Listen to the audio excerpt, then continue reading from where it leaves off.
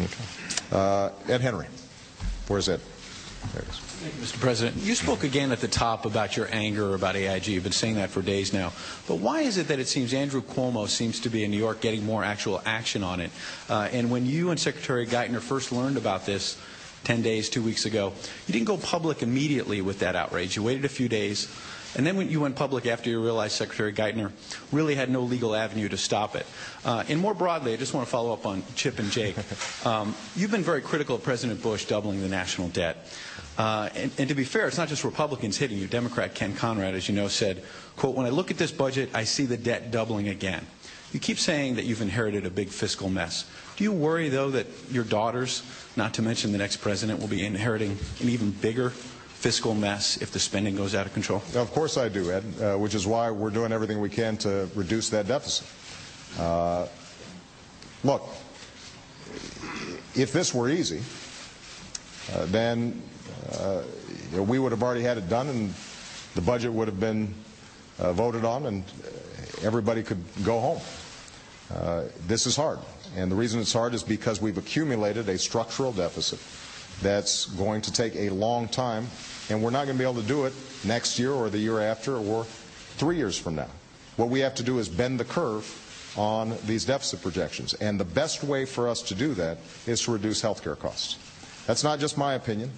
That's the opinion of almost every single person who has looked at our long-term fiscal situation. Now, how are we going to reduce health care costs? Because the problem is not just in government-run programs. The problem is in the private sector as well. It's experienced by families. It's experienced by businesses. And so what we've said is, look, let's invest in health information technologies. Let's invest in preventive care. Let's invest in mechanisms that look at who's doing a better job controlling costs while producing good quality outcomes in various states, and let's reimburse on the basis of improved quality as opposed to simply how many procedures you're doing. Let's do a whole host of things, some of which cost money on the front end, but offer the prospect of reducing costs on the back end. Now, the alternative is to stand pat and to simply say, we are just going to not invest in health care. We're not going to take on energy. We'll wait until the next time that gas gets to $4 a gallon. We will not improve our schools, and we'll allow China or India or other countries to lap our young people in terms of their performance.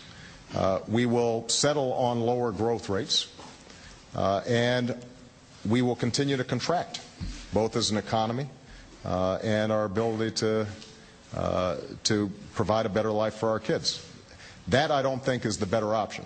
Now, am I completely satisfied with all the work that needs to be done on deficits? No. That's why I convened a Fiscal Responsibility Summit, started in this room, to start looking at entitlements and to start looking at the big drivers of costs over the long term. Not all of those are reflected in our budget, partly because the savings we anticipate would be coming in years outside of the 10-year budget cycle that we're talking about.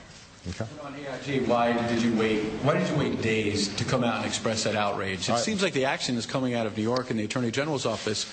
It took you days to come public with Secretary Geithner and say, look, we're outraged. Why did it take so long? It took us a couple of days because I like to know what I'm talking about before I speak. All right?